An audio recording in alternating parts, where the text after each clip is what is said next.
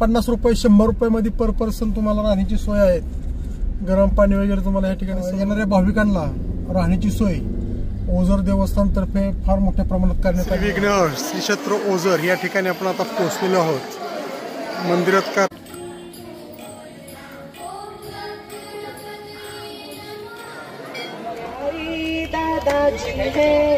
सबसे अनमोल. नमस्कार मित्रांनो, कसे आहात? बरे आहात? आपल्या सर्वांचं आपला चॅनल काशी केशर मध्ये हार्दिक स्वागत. आज आपण एका कार्यक्रमासाठी निघालो आहोत. श्री संपतराव घेरडे आमचे सासरे यांचा आज रौप्य महोत्सवी वाढदिवस आहे. तर आपण यासाठी आपण श्रीरामपूरला चाललेलो आहोत. तळेगाव मधून तळेगाववरून जात असताना आपण राजगुरुनगर मध्ये आता सध्या येत आहोत. राजगुरुनगर म्हणजे शहीद राजगुरू यांचं जन्मस्थळ किंवा त्यांचं मूळ स्थान हे राजगुरुनगर आहे. आता आपण राजगुरुनगर मध्ये पोहोचलेलो आहोत. आपण आता चाकण मार्गे चाकण, नारायणगाव, आळेफाटा, संगमनेर मार्गे आपण श्रीरामपूरला जाणार आहोत. तर चला आपण आता जाऊयात. हा आता आपला पुढील हा जो रस्ता आहे हा चाकण मार्गे चाकण, राजगुरुनगर, आळेफाटा असा पुढे जाणारा हा रस्ता आहे.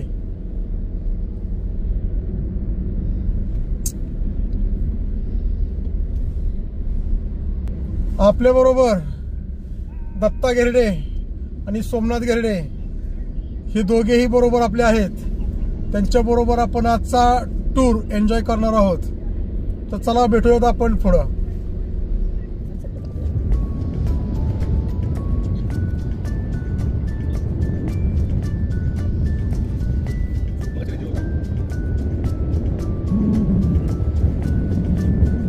मित्रांनो, आता आपण नारायणगाव मध्ये पोहोचलो आहोत. नारायणगाव मधनं आपण आता ओझर का जाणार आहोत. ओझरचा गणपती पाहण्यासाठी आपण नारायणगाव मधून आता इथून लेफ्ट साइडला वळणार आहोत. सरळ पुढं ओझर, ओझरचा गणपती.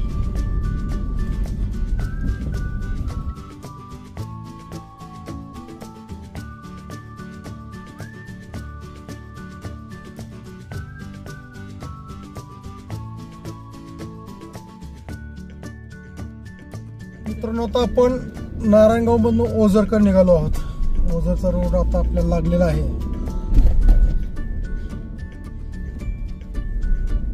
गाडीमध्ये झोपलेली तुम्हाला दाखवतो. आंघोळ्या केल्या आहेत. आता झोपले की पारोशी झाली. आता ह्या लोकांनी जी पारोशी झाली, ज्यांच्या झोपा लागले त्यांना काय आता दर्शन घेता येणार नाही.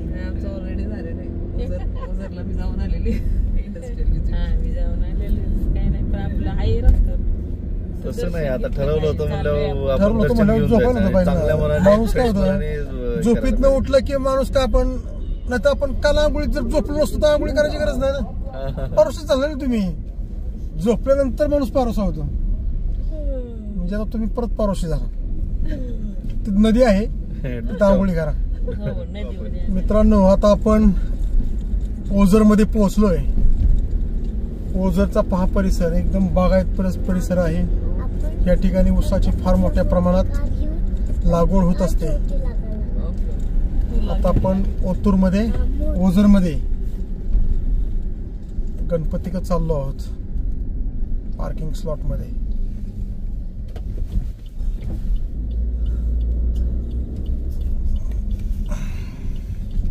विघ्नहर गणपती देवस्थान ट्रस्ट ओझर.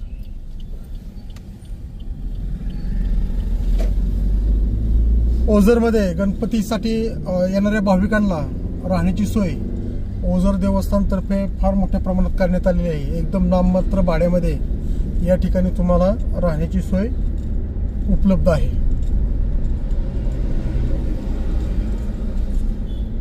ओझर हे अष्टविनायकापैकी एक गणपतीचं स्थान आहे.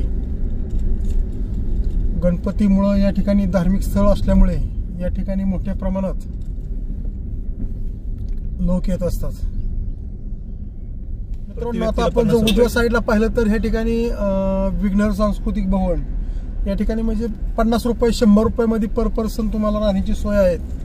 गरम पाणी वगैरे तुम्हाला या ठिकाणी सर्व मोठ्या मुबलक प्रमाणात मिळतं.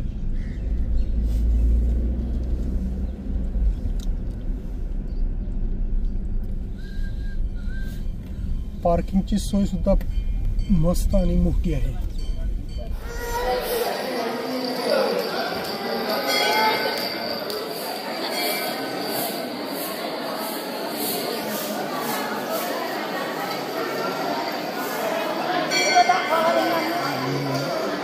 श्री विघ्नहर श्री क्षेत्र ओझर या ठिकाणी आपण आता पोहोचलेलो आहोत. मंदिरात काय आता व्हिडिओ करून देणार नाही.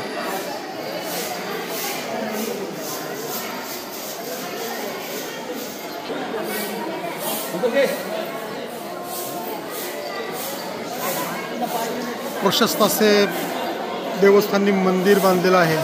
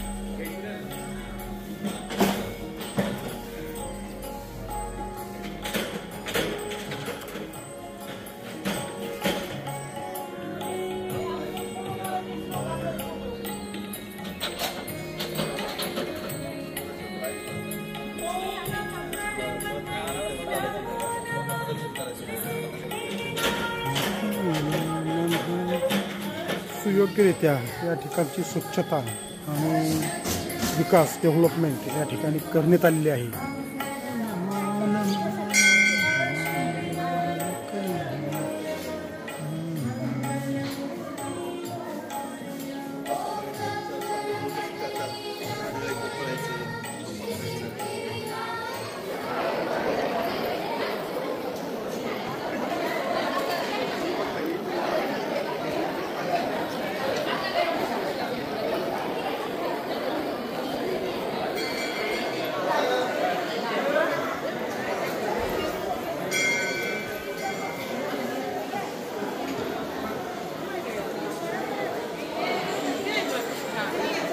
ओझर गणपतीच्या ठिकाणचा लगत जी नदी आहे त्याच्या बंधारा पूर्णपणे भरपूर पाणी आहे.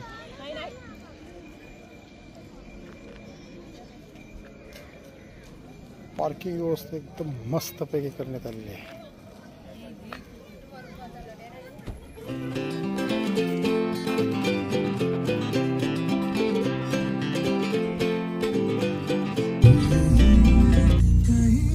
आम्ही आता ओझर सोडलंय. आता ओतूर मार्गे आळेफाटा संगमनेर असा आता आमचा प्रवास सुरू झालेला आहे.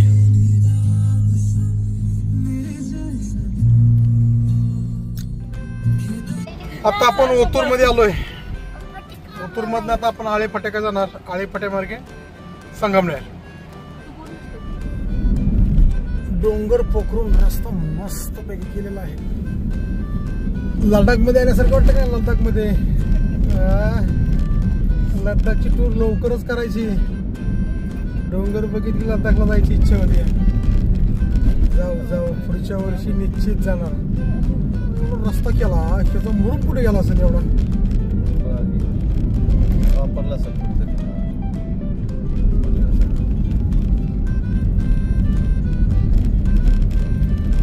काय सिनरी आहे.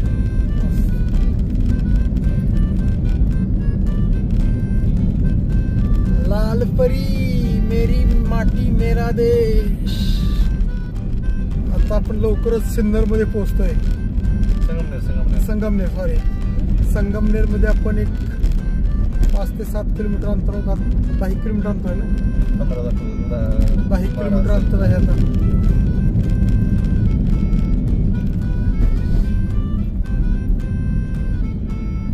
रस्ता एकदम निसर्ग सौंदर्यामधून आहे, परंतु रस्त्यावर अनेक ठिकाणी खड्डे पडलेत, त्याच्यावरचा डांबर निघालेला आहे. डोंगर झाडे आपल्याकडे गाडी चालवताना आणि प्रॉब्लेम येत होतोय.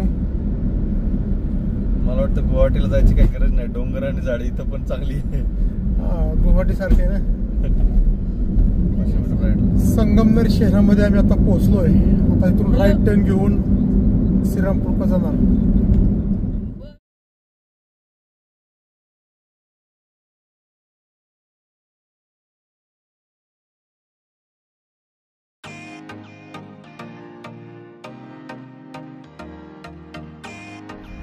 आता आपण संगमनेर ते श्रीरामपूर रोड या रोडला लागलो आहोत.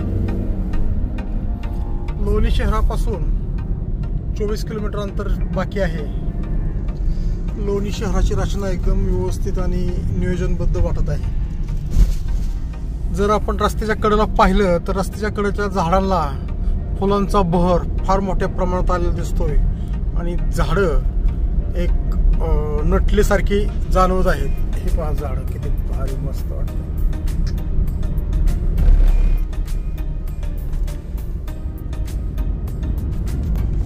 छोटं गाव आहे, त्या छोट्या गावामध्ये माझा जन्म झालेला आहे 1949 साली आणि त्याच्या पुढचा असा खडतर प्रवास करून घरी परिवारामध्ये पण होतो. इकडे जात नाही आता आमची कडी सुद्धा कणी वाजवत नाही.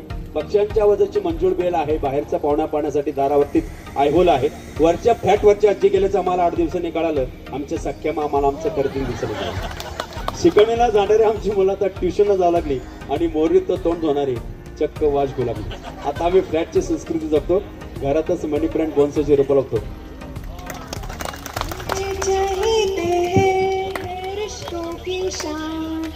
प्यारे दादाजी है सबसे अनमोल, इतने मीठे